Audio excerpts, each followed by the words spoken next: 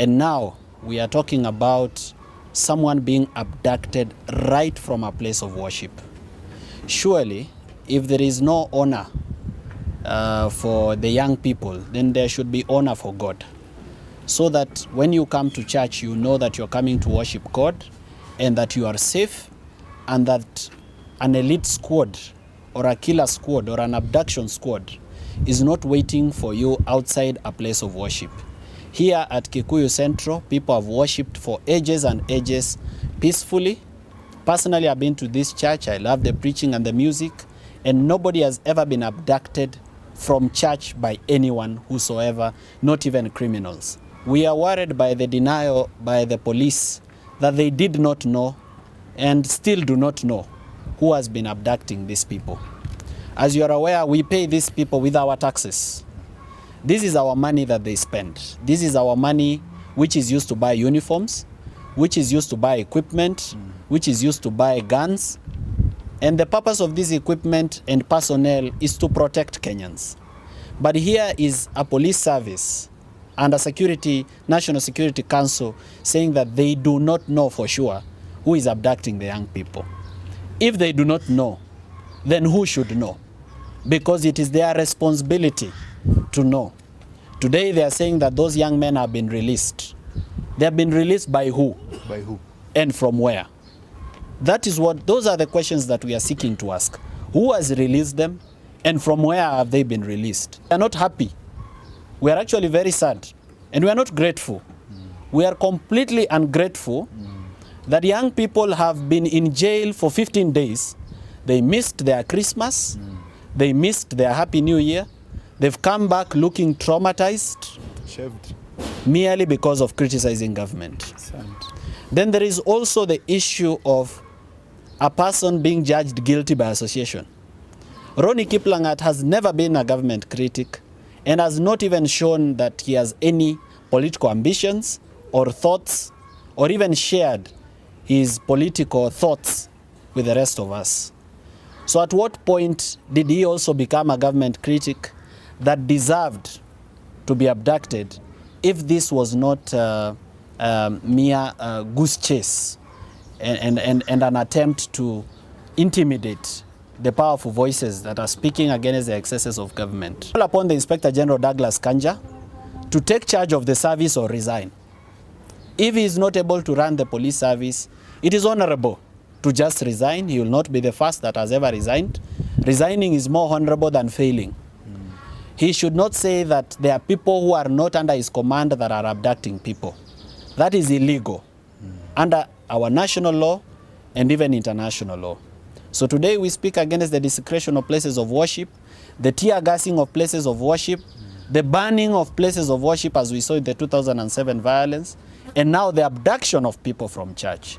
Let churches and mosques and sacred places of worship be safe. Yes. Let Kenyans go there and find the Lord. Yeah.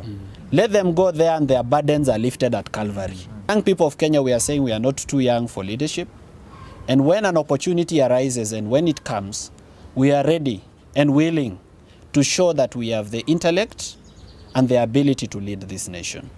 But at this point, we want our rights to be respected and honored, so that if I make a mistake, I as Morara Kebaso, I should be properly arrested by a uniformed police officer, informed of my reason of arrest, be taken to a police station gazetted by law, booked into an occurrence book with time, be allowed an opportunity to see an advocate, be allowed access to food and medicine, not the way we saw what happened to Okia Omtata. Even in biblical terms, you cannot deny a person or a prisoner food or medicine.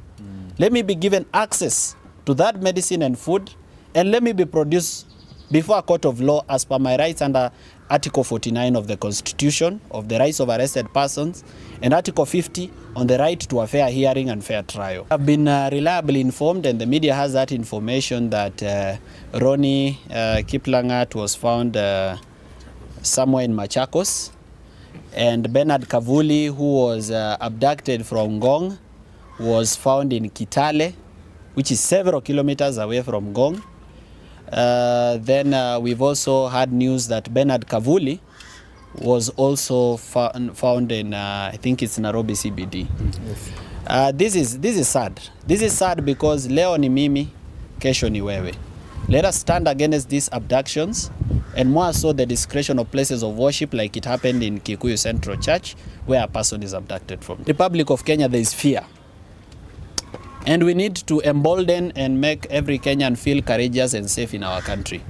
I know that, and I'm aware of it, that the church had sought some of the CCTV images of this place, but some members of the public were unwilling to volunteer this information or this data. We do not want to belabor them or burden them. Everybody is afraid. They're afraid of being abducted. They're afraid of being mentioned as the ones who provided information. They're afraid of being killed. Not everybody can be courageous and stand like this and speak. As you can see, we are quite few because most of the young people have actually been afraid of this. So we hope that members of the public are going to be cooperative in the future by not only providing information when somebody is abducted, but also, you know, raising alarm when things like this happen in their communities and streets. Nobody should be abducted while people are walking around and enjoying their normal business as if it's business as usual. Remember, today it's that person, tomorrow it is you. They're saying it is him, others are accusing it is the other. Others even are coming confidently and saying the youths are abducting themselves. I think it's so sad, very sad, to see that they are talking about issues about lives and they are playing with them. You are playing politics with this generation. They need to know and understand that the generation of today, they are educated. Information is passed easily, unlike the previous years. We do not want to know who is doing what and the games are being played. All we want is, does that mean has the government failed then to know that who is abducting this or has the government failed? Can it not do that? So should we pay taxes or should we stop? You know, because that is part of the responsibility. We're not interested with the games. Who is doing what and who is saying what? Whether the former DP or or self-abductions, those are mere politics. We don't play politics with the lives of the youth. That is something you do not do. If we pay taxes and the government cannot protect us, they should tell us. A government that cannot protect its citizens has no reason to be in power. We have no reason to re-elect them then again. Then they should come up and tell us boldly that we cannot protect you and we are afraid we can't. And in 2027, as we have said, if, and to use the word if, trust you me, if we will get there then, if not, because it's not only one term, it could be a half-term presidency, then the government should tell us, have they failed? And this is not a matter of politics anyway. This is a matter of life and death. It's a matter of the liberty of persons. It's a matter of safety and security of Kenyans. Yes. Whether you like them, whether you don't like them, whether they come from a tribe that you believe is good or a tribe that you do not like, this is not even an issue of tribalism. People have been abducted from Rift Valley, where the president comes from, Ronnie Kiplangat and Kibet Bull. So it traverses politics. It's about safety and security. And if there is something that should not be politicized in this country, it is the safety and security of Kenyans. Yes. Because we've seen what happens when safety and security of Kenyans is threatened. You've seen what politics has done to the safety and security of the people in Pokot and the rest of the bandit-stricken areas. You've seen what politics has done with the safety and security of the people in northeastern Kenya, where there is extremism and Al-Shabaab. You've seen what politics has done to safety and security in different places of the Republic of Kenya, especially when politicians are allowed to run security, a very sensitive matter in the Republic of Kenya. Safety and security of the young people also comes with meaningful employment. President William Ruto is complaining about young people, criticizing him on social media. Has he given them jobs so that they are busy doing something else? Yes. Because when people don't have something to do, you will be the job. And indeed, the young people have made William Ruto their job.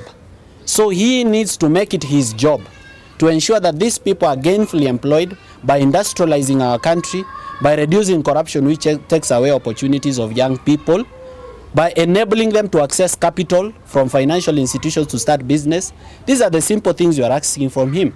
We are not even power hungry or seeking so much to change power. We'll only want to change power if he does not listen. And we are hoping that in this new year, he has made his new year resolution to be a better president in 2025.